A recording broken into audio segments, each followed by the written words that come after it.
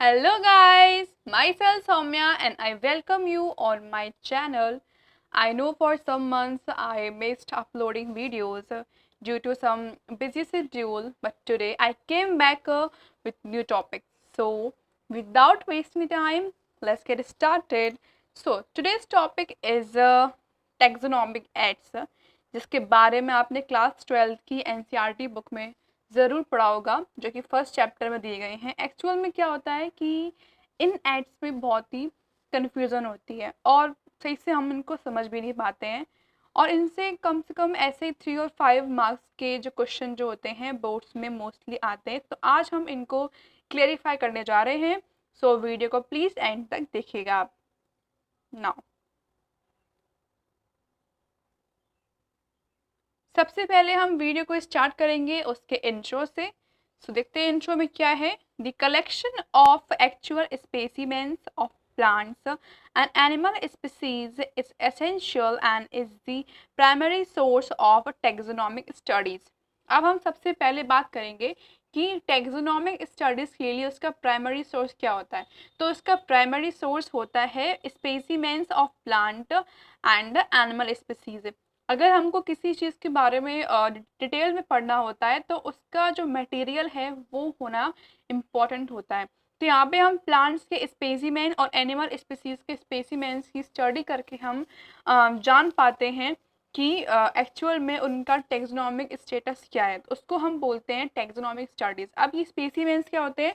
तो जब कोई प्लांट या एनिमल जो है उसकी लाइफ लाइन जब ख़त्म हो जाती है तो उसकी बॉडी को हम एक सही तरीके से उसको फ्रेम करके रखते हैं और उसके डिफरेंट डिफरेंट पार्ट्स, उसके कैरेक्टर, उसकी जितनी भी स्पेशलिटी है उसके बारे में पढ़ते हैं। तो ये एक तरीके की टेक्सोनॉमिक स्टडी होती है, और जो बाद में जो उसकी बॉडी बचती है उसको हम बोलते हैं specimens. Now it is used for classification of an organism and information gathered is also stored. अब हम किसी प्लांट और एनिमल के स्पेसिमेन को रखते क्यों हैं, उसको क्यों करते हैं गैदर?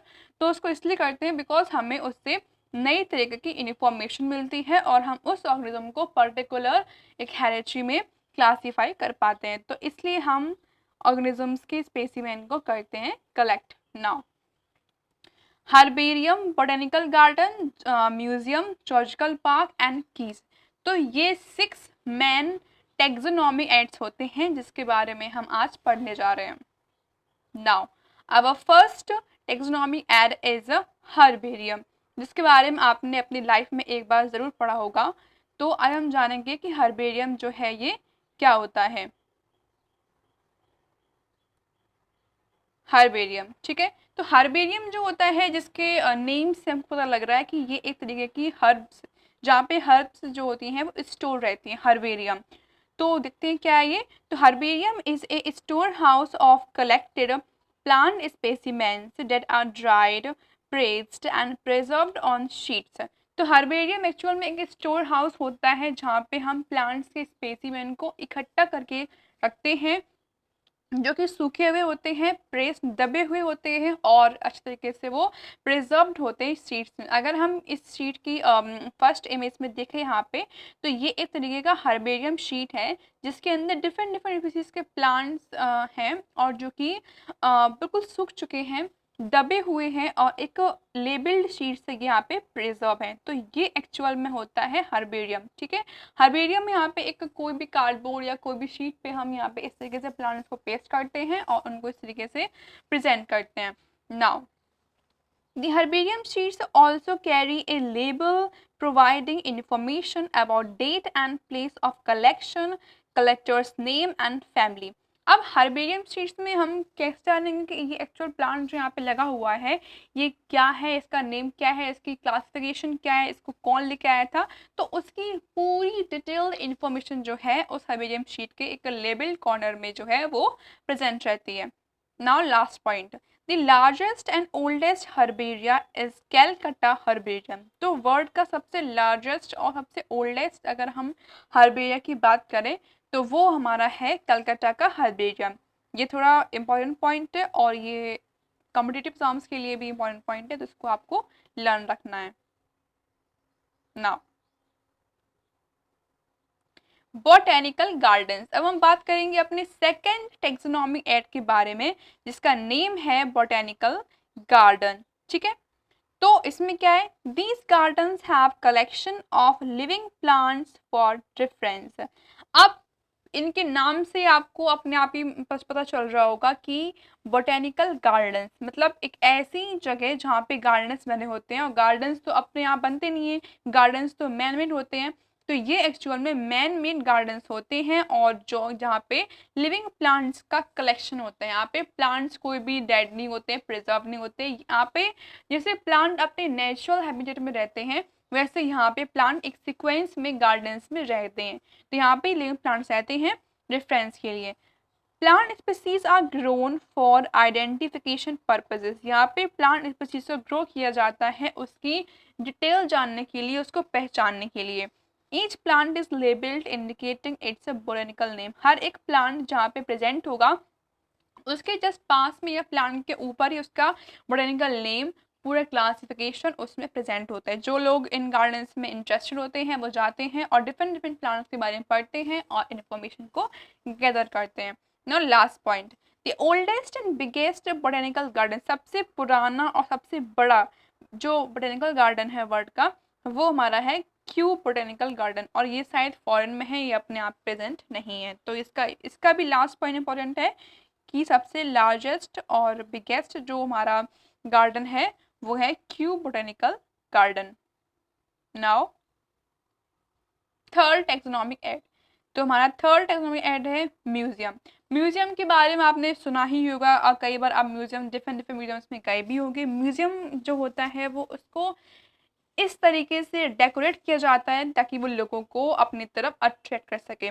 म्यूजियम में भी सेम अगर देखा जाए तो हर्बेरियम जैसा ही होता है, बट हर्बेरियम जो होता है इतना डेकोरेटेड या इतना अट्रैक्टिव नहीं बनाया जाता है।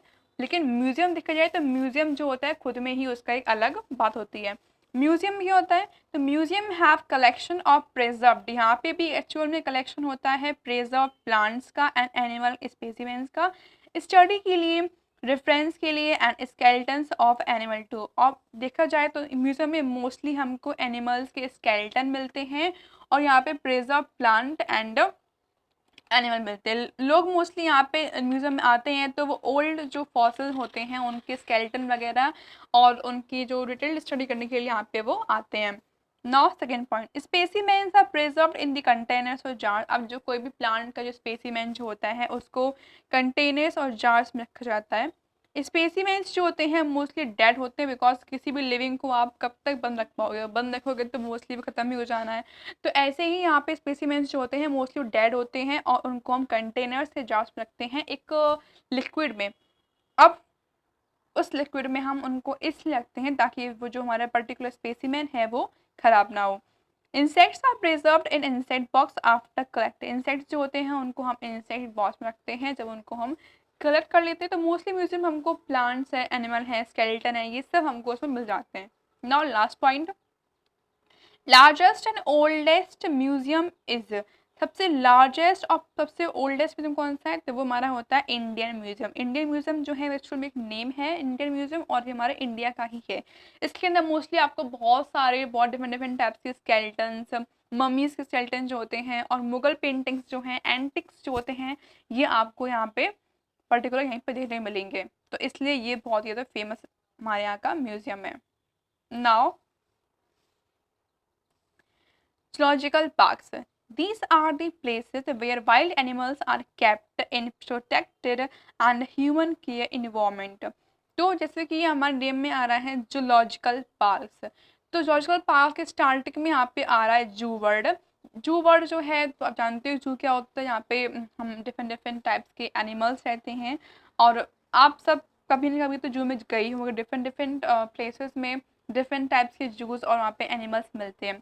अब ये जो जू है इसको हम सिर्फ जू नहीं बोलते हैं, इसको हम जू के अलावा मेनागरी भी बोलते हैं। जूलॉजिकल पार्क्स, जू एंड मेनागरी, ये इसके 3 नेम होते हैं। अब हम जानते हैं कि इनमें क्या होता है, तो इनमें हम मोस्टली डिफरेंट टाइप्स के एनिमल्स को रखते हैं। यहाँ पे प्लांट्स नहीं होते हैं, यहाँ पे सिर्फ एनिमल्स ही होते हैं, और जिनको ह्यूमन केयर एक्टिविटी में रखा जाता है। ठीक है, अब हम बात करेंगे अपने नेक्स्ट और लास्ट ऐड की, बट उससे पहले हम जानेंगे कि इंडिया का सबसे लार्जेस्ट जू कौन सा है। तो इंडिया का सबसे लार्जेस्ट जू होता है कोची। कोची नेम का एक जू है जो इंडिया का सबसे लार्जेस्ट जू है, जो कि कोचिन में प्रेजेंट है। अगर हम बात करते हैं कि इंडिया का सबसे ओल्डेस्ट जू कौन सा है, तो सबसे ओल्डेस्ट जू हमारा है एरिगनार एना। एरिगनार एना नाम का एक सबसे ओल्डेस्ट जूलॉजिकल पार्क है जो इंडिया में प्रेजेंट है। नाउ नेक्स्ट पॉइंट, की जो है ये हमारा सबसे लास्ट टेक्सोनॉमिक ऐड है, इसको हम पढ़ेंगे डिटेल में आज।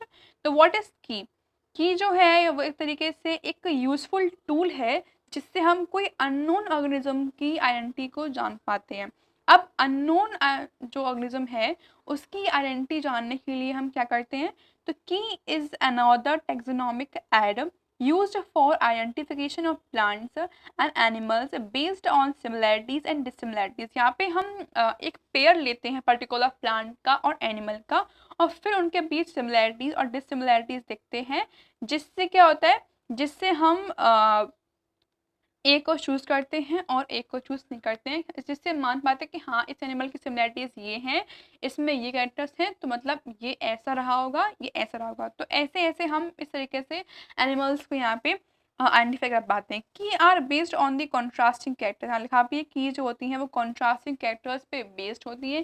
कैरेक्टर्स जो होते हैं इनमें जनरली एक पेयर में होते हैं जिनको हम बोलते हैं कपलेट, और की का हर एक स्टेटमेंट जो है उससे की के हर एक स्टेटमेंट को हम बोलते हैं लीड। तो ये कुछ इन्फॉर्मेशन थी हमारे की के बारे में। तो कीज का यहाँ पे पूरा जो है पूरा होता है, बट सबसे लास्ट हमारा एक आता है, एक और हमारा एक होता है ऐड जिसको हम बोलते हैं मैनुअल्स। मैनुअल्स जो होते हैं ये यूजफुल होते हैं इन्फॉर्मेशन प्रोवाइड कराने में, पर्टिकुलर कोई प्लांट की या एनिमल की। सो थैंक यू गाइस, आज का वीडियो जो है यहाँ पे एंड होता है। अगर आपको वीडियो कहीं से भी हेल्पफुल लगा हो तो इसको प्लीज़ लाइक करें, शेयर करें एंड कमेंट करके बताएं। Thank you so much.